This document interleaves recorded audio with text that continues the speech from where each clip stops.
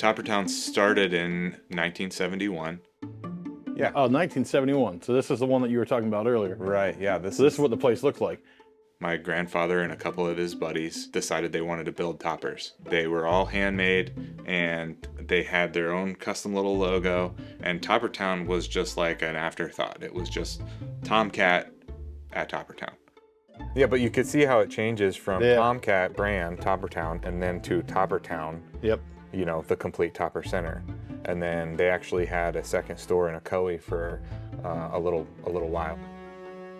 And then they grew and grew until the mid 80s. My dad took over and he was able to grow the business from just manufacturing our own brand to selling all of the different brands. They eventually put me to work. And then, you know, I guess during high school, I started actually working here part-time. I had a couple other jobs. It wasn't really something I fully intended on taking over.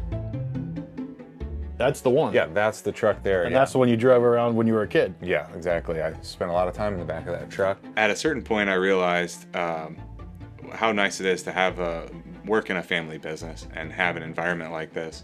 And I realized that this is what I want to do. I love it here. It's a great place to work, and it brings me a lot of pride to be a third generation owner of a business like this. Actually, it was like 20 years ago, and your mom, when she stopped by, she goes, your dad did the roof before this. Right. I was like, I didn't know that. Yeah. Like 30, 40 years ago or something like that. Right. Your dad came by randomly, you know.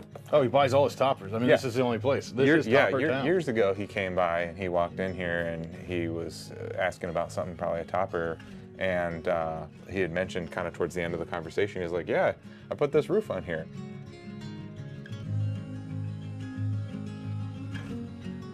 We have a lot of happy customers, and I love hearing stories. Customers come back.